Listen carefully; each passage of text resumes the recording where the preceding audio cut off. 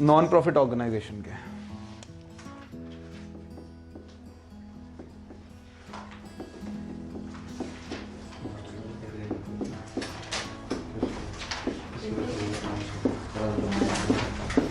बेटा एनपीओ को एक बारी दोबारा से पूरा ढंग से इसको रिकॉल करते हैं, बेतरीका नहीं करेंगे, बिल्कुल तरीके से इसको रिकॉल करते हैं कि हम एनपीओ कहते किसको हैं। Non profit organisation. बेटा नॉन प्रॉफिट ऑर्गेनाइजेशन कौन सी ऑर्गेनाइजेशन होती है? जिस ऑर्गेनाइजेशन का मेन काम प्रॉफिट कमाना नहीं होता, जिसका मेन ऑब्जेक्टिव प्रॉफिट कमाना नहीं होता, उसे हम नॉन प्रॉफिट ऑर्गेनाइजेशन कहते हैं। क्यों बेटा? As like mandir, gurdwara, charitable school, charitable hospital, sports academy, these all are non profit organisation.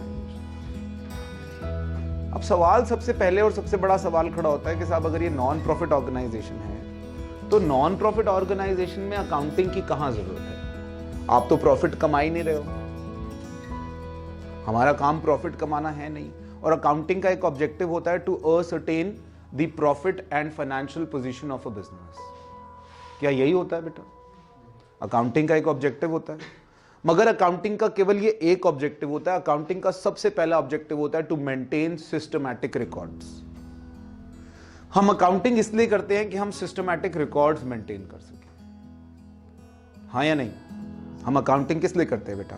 ताकि हम सिस्टमैटिक रिकॉर्ड्स मेंटेन कर सकें। भले ही हम नॉन प्रॉफिट ऑर्गेनाइजेशन का काम प्रॉफिट कमाना नहीं है, मगर प्रॉफिट के अलावा जो पैसे का इतना ज्यादा लेन देन है, उस पैसे के लेन देन को रिकॉर्ड करने के लिए, उसको मेंटेन करने के लिए, ताकि कोई अननोन लॉस ना हो जाए, उसके लिए हमें उसके अकाउंट्स मेंटेन करने पड़ते हैं, है ना? हमारे पास जो मेन अकाउंट्स मेंटेन होते हैं किसी नॉन प्रॉफिट ऑर्गेनाइजेशन के, उनमें हमारी लिस्ट है बेटा सबसे पहले receipt and payment account. Receipt and payment, कुछ लोग प्यार से इसको रिसिप्ट बोलते हैं, कोई बात नहीं, प्यार से आप कुछ भी बोल सकते हो। Receipt and payment account. Receipt and payment account is like a cash book. Cash book यानी कि कहां से पैसा आ रहा है और कहां जा रहा है। मोटा मोटा पैसा आना जाना तो रिकॉर्ड होता ही है बेटा, वो कोई भी संस्था हो, कोई भी ऑर्गेनाइजेशन हो, किसी भी देश की हो, पैसा कहां से आ रहा है और पैसा कहां जा रहा है ये तो पक्का 100% रिकॉर्ड होता है।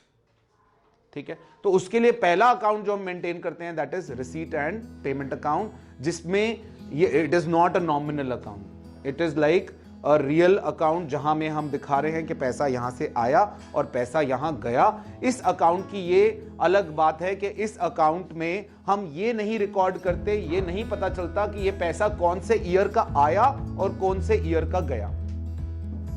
हम केवल ये रिकॉर्ड करते हैं कि पैसा आया है और पैसा गया है। वो कहां से आया, कहां गया, किस साल का था, कौन से खर्चे का था, रेवेन्यू नेचर था, कैपिटल नेचर था, हम कुछ नहीं डिफरेंशिएट करते। मैं ये बात क्यों बोल रहा हूं बेटा? जब रिसीट एंड पेमेंट रिकॉर्ड होता है ना, तो रिसीट एंड पेमेंट में हमने इस साल का भी डाल दिया, अगले साल का भी डाल दिया, पिछले साल का भी डाल दिया। मान लो पिछले साल किसी का आना था, वो आया नहीं, वो इस साल आ गया पैसा, हमने ऐड कर दिया, रिसिप्ट में लिख दिया। इस साल कुछ पैसा गया, कुछ खर्चा हुआ, वो इस साल का हुआ, पिछले साल का कुछ बकाया रह गया था वो दे दिया, अगले साल का कुछ एडवांस दे दिया, हम सब रिकॉर्ड कर लेते। यानी कि हम पीरियड का ध्यान ही नहीं रखते इसमें कि पैसा कौन से पीरियड का है और कौन से पीरियड का जा रहा है, हम नहीं इस पे ध्यान रखते, तो हम रिसीट एंड पेमेंट में सब दिखाते हैं। दूसरी बात, हम रिसीट एंड पेमेंट में रेवेन्यू नेचर हो या कैपिटल नेचर हो, हम सब रिकॉर्ड करते हैं।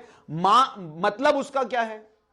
आपने बिल्डिंग खरीदी, पैसा गया, रिकॉर्ड होगा। आपने बिल्डिंग की रिपेयर कराई, पैसा गया तो भी रिकॉर्ड होगा। मतलब कि बिल्डिंग खरीदना तो कैपिटल नेचर आइटम है, रिकॉर्ड होगा। बिल्डिंग की रिपेयर कराना रेवेन्यू नेचर आइटम है, वो भी रिकॉर्ड होगा। तो कैपिटल नेचर आइटम हो या फिर रेवेन्यू नेचर आइटम हो, हमने सारी रिकॉर्ड करनी है रिसीट एंड पेमेंट में। रिसीट एंड पेमेंट में कोई डिफरेंशिएशन नहीं होता, ना ही कैपिटल रेवेन्यू का, ना ही पीरियड के बेसिस पर। अब मैंने ये बात बोली क्यों? मैंने ये बात इसलिए बोली कि अगर आपको क्वेश्चन में रिसीट एंड पेमेंट दिया होता और आपको बनाना होता है इनकम एंड एक्सपेंडिचर अकाउंट। अब ये जो है ना, ये प्योरली नॉमिनल है। अब नॉमिनल अकाउंट है तो इसमें भैया आपको दो रूल अप्लाई होते हैं। इसके दो rule, item should be related to current year, कि जिस आइटम की हम बात कर रहे हैं वो आइटम करंट ईयर की होनी चाहिए।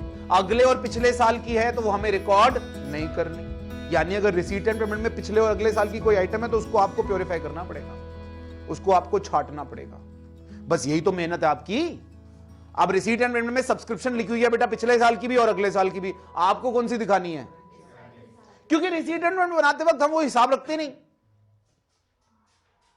तो हमें इस साल का केवल रिकॉर्ड करना है। अगर हमने सैलरी दी है, हमने पिछले साल की भी दे दी या कुछ सैलरी एडवांस में भी दे दी पेमेंट साइड पर, तो हमें उसको प्योरीफाई करना पड़ेगा। नहीं समझे? आप रिसीट एंड पेमेंट से आइटम्स उठाओगे, उनको फिल्टर करोगे और कहां दिखाओगे? Income and expense. क्योंकि रिसीट एंड पेमेंट बनाते वक्त वो रिस्ट्रिक्शंस नहीं है कि आपको इसी साल का दिखाना है, केवल रेवेन्यू नेचर दिखाना है, नहीं, ऐसी रेस्ट्रिक्शंस नहीं है in case of receipt and payment. मगर in case of income and expenditure ये रेस्ट्रिक्शंस हैं। तो आपको एक तो item should be related to current year, number 2 only revenue nature items should be shown.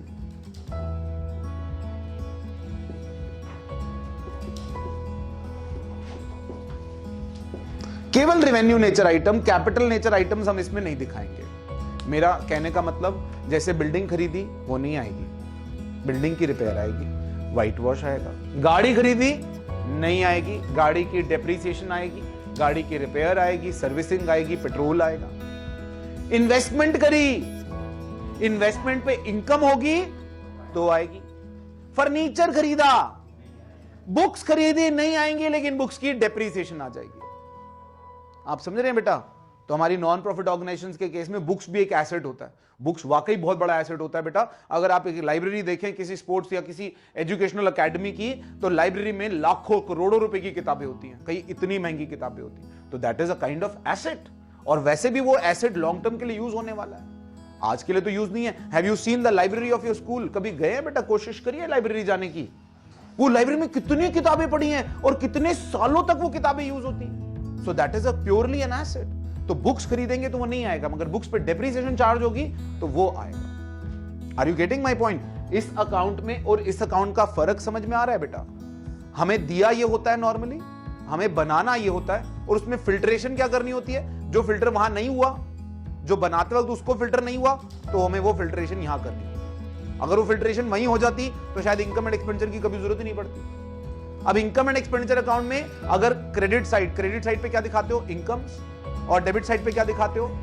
एक ये भी गलती बच्चे करते हैं, नाम है इनकम एंड एक्सपेंडिचर, लेकिन जब बनता है तो डेबिट में एक्सपेंडिचर और क्रेडिट में इनकम, तो डेबिट एक्सपेंडिचर एंड इनकम हो जाता है फिर वो, ये भी ध्यान रखना। तो अगर क्रेडिट साइड बड़ी हुई तो आपके पास आएगा सरप्लस, और डेबिट साइड बड़ी हुई तो डेफिसिट। बेटा गलती से उसको प्रॉफिट लॉस नहीं लिख देना, चैप्टर का मीनिंग ही डीमीन हो जाएगा। अगर आपने क्रेडिट साइड बड़ी देखी और डेबिट में लिख दिया टू नेट प्रॉफिट, कहानी खराब, क्योंकि ऑर्गेनाइजेशन का नाम क्या है? Non profit organisation. Third account जो आप बनाते हो बेटा, बैलेंस शीट। बेटा बैलेंस शीट के बारे में तो क्या ही बताना मैंने आपको। Balance sheet, you know what is balance sheet, why do we maintain the balance sheet, वो भी हमें मालूम है। Liability side and asset side, हमें इसमें दो बैलेंस शीटें नॉर्मली बनानी पड़ती है, ओपनिंग बैलेंस शीट और क्लोजिंग। ओपनिंग बैलेंस शीट का मकसद होता है कि हम निकाल लें कि हमारे पास कैपिटल कितनी थी स्टार्टिंग में, क्योंकि क्वेश्चन में नॉर्मली हमें कैपिटल फंड स्टार्टिंग का नहीं दिया होता। सो ओपनिंग बैलेंस शीट का मेन मकसद जो होता है, जो मेन ऑब्जेक्टिव होता है, वो प्रॉफिट लॉस कैपिटल आइडेंटिफाई करने का होता है। Then important terms. बेटा एनपीओ में कुछ इंपॉर्टेंट टर्म्स यूज हो रही हैं जो हमें जानना जरूरी है, जिनके बेसिस पे आगे एनपीओ का क्वेश्चन हो पाएगा। सबसे पहले कहीं से भी शुरू कर लेते हैं, लेट्स से डोनेशंस। बेटा एनपीओ में main source of receipt, main source of money है डोनेशंस। किसी भी एनपीओ की बात करें, है ना, किसी भी नॉन प्रॉफिट ऑर्गेनाइजेशन की बात करें तो मेन सोर्स क्या है बच्चे? डोनेशंस। डोनेशंस के बिना तो नहीं चलता कोई भी non profit organisation.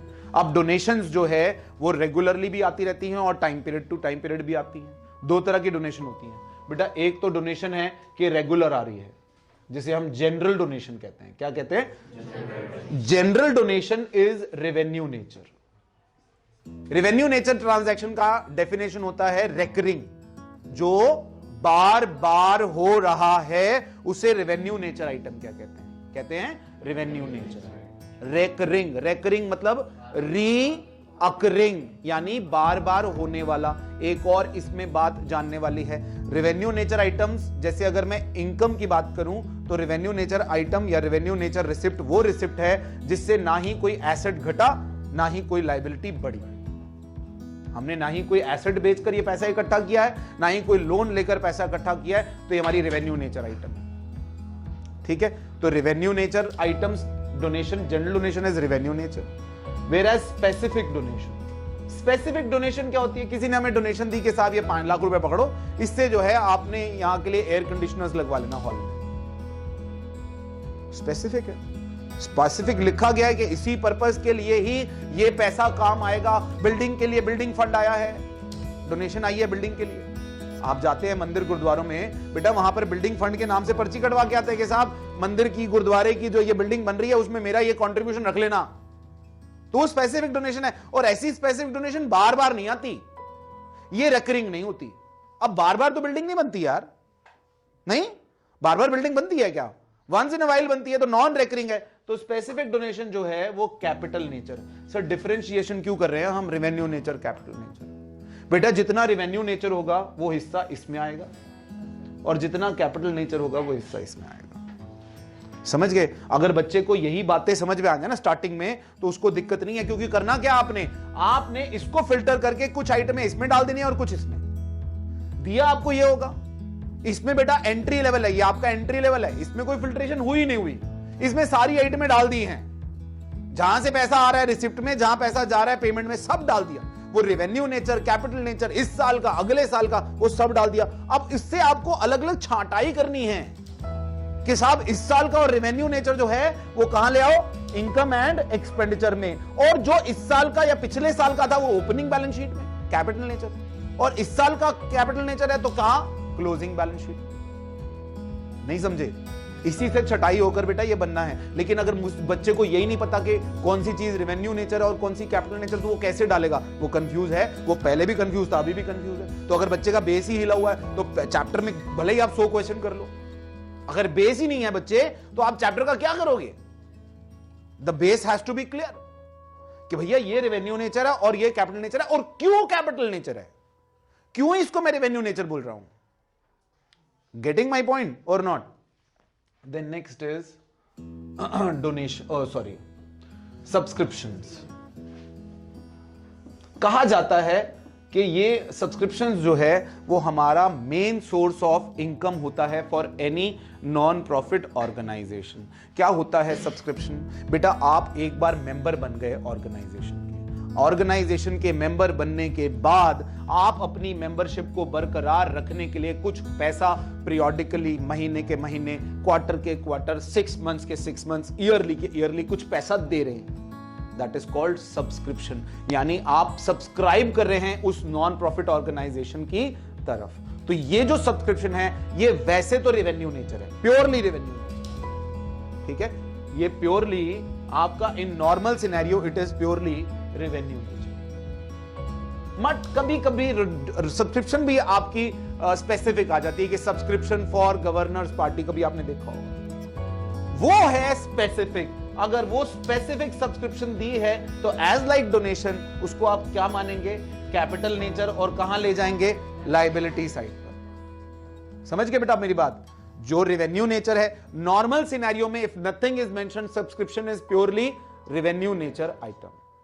Is that okay? और हमारे पास सब्सक्रिप्शन पे ही सबसे ज्यादा क्वेश्चन बनते हैं, छोटे वाले 2 या 3 नंबर वाले क्वेश्चन जो हैं वो हमारे सब्सक्रिप्शन पे बनते हैं। देन एंट्रेंस या फिर एडमिशन फीस।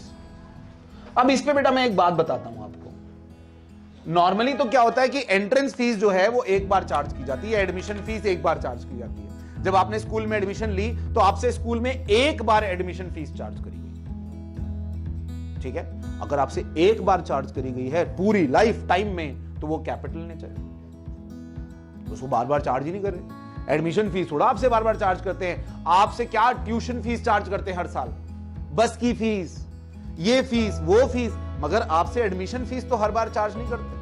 तो एडमिशन फीस अगर एक ही बार चार्ज की गई है सो देन वंस, तो then it is what, capital, and it is recurring. अगर ये रेकरिंग है तो रेवेन्यू नेचर, रेकरिंग है तो थोड़ी देर में, तो ये रेकरिंग नेचर आइटम है। क्यों बेटा, अगर ये बार बार, कई ऑर्गेनाइजेशंस बार बार भी education fees, sorry entrance fees लेती है, तो then it is what revenue nature. Capital nature कब, जब एक बार। अब सर हमें कैसे पता चलेगा क्वेश्चन देख के? वो क्वेश्चन आपको बताएगा, क्वेश्चन आपको क्लियर कर देगा कि ये बार बार लिया जा रहा है या एक बार लिया जा रहा है। कैसे बोलेगा क्वेश्चन, आपको क्लियर बोलेगा, this much entrance fees need to be capitalised. इतनी एंट्रेंस फीस हमें कैपिटलाइज करनी है। तो जितनी कैपिटलाइज करनी है भाई वो ले जाओ बैलेंस शीट में, और जितनी नहीं करनी है वो ले जाओ इनकम साइड में। क्यों बेटा, जितनी वो कह दे कि कैपिटलाइज करनी है तो फिर तो खुद ही क्लियर कर रहा है, फिर हमारे को क्या टेंशन है। देन नेक्स्ट कम्स इज, बेटा ये मैं हटा सकता हूं ना,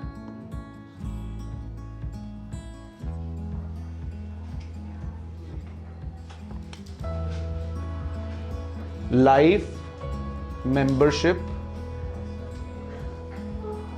फीस। बेटा ये तो बड़ा नाम ही क्लियर है, लाइफ मेंबरशिप फीस कितनी बार ली जाएगी? एक लाइफ है, वो शाहरुख खान का डायलॉग था ना, एक ही लाइफ होती है हमारी, हम एक ही बार प्यार करते हैं और एक ही बार शादी करते हैं, तो मेंबरशिप फीस भी हम एक ही बार देते हैं। तो अगर हम एक ही बार देते हैं so then it is what, purely capital nature item है, ये बार बार तो नहीं दिया जा सकता। Is that okay? So life membership is capital nature. Then consumable stores, consumable stores कह ले, कंज्यूमेबल गुड्स कह ले, हर ऑर्गेनाइजेशन के अलग अलग होते हैं। जैसे स्पोर्ट्स एकेडमी है तो बॉल, बैट, बैडमिंटन रैकेट्स और विकेट्स और फलाना फलाना बड़ी सारी चीजें होंगी ना। और अगर कोई हॉस्पिटल है तो सिरिंजेस, दवाइयां, ये सब कंज्यूमेबल स्टोर्स हैं। इस पे हमारे छोटे छोटे क्वेश्चंस बनते हैं। Amount paid during the year, opening stock add, closing stock minus, creditors at the end add, creditors at the beginning minus, paid in the advance beginning plus paid in the advance end minus. तो consumable stores क्या आता है? Consumed during the year, जो consumable stores हमने साल में consume कर लिए हैं, that comes as answer. Alright, तो वो कंज्यूमेबल स्टोर जो है that becomes our revenue nature item. What is it? Revenue nature item. Then consumable stores के बाद लेगेसी। बेटा लेगेसी किसको कहते हैं?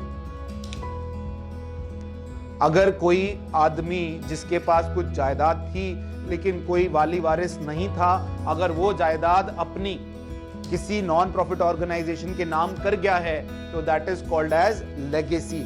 लेगेसी नॉर्मली हमारी एनसीईआरटी भी कहती है कि नॉर्मली इसको कैपिटल नेचर आप मान के चलें, लेकिन अगर सवाल कहता है तो फिर रेवेन्यू नेचर आप मान सकते हैं कि अगर हमें बार बार कोई लेगेसी आती है then we can treat it as revenue nature. Are you getting my point? So revenue nature items legacy में कैपिटल नेचर या फिर रेवेन्यू नेचर दोनों तरह की हो सकती है। Then sale of an asset. बेटा जो उसकी बुक वैल्यू है वो तो क्या मानी जाएगी? Capital nature. और जो उसके ऊपर प्रॉफिट या फिर लॉस है वो क्या माना जाएगा? Revenue nature.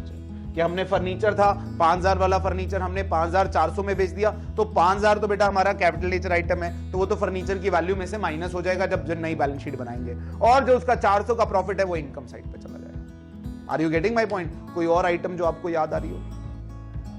Any other item? हाँ, और कोई आइटम आपको याद आ रही? Honorarium, that's a good amount. Honorarium. Honorarium क्या होता है बेटा? कोई चीफ गेस्ट, कोई फैकल्टी, ऐसी गेस्ट फैकल्टी जो बार बार नहीं आती है, वो आई है और हम उसको पैसे दे रहे हैं एज अ टोकन, हम कोई भैया उसकी फीस दे रहे हैं, तो हम जो बार बार नहीं देते। मगर हाँ, लेकिन ऐसे चीफ गेस्ट या ऐसे गेस्ट फैकल्टीज हमारे यहाँ आते ही रहते हैं। हमने स्कूल में भी देखा, आए दिन कोई ना कोई आता ही रहता है। तो उसको जो हम पैसा दे रहे हैं, that's purely what, revenue nature. Is that okay? Got it? In items को एक बार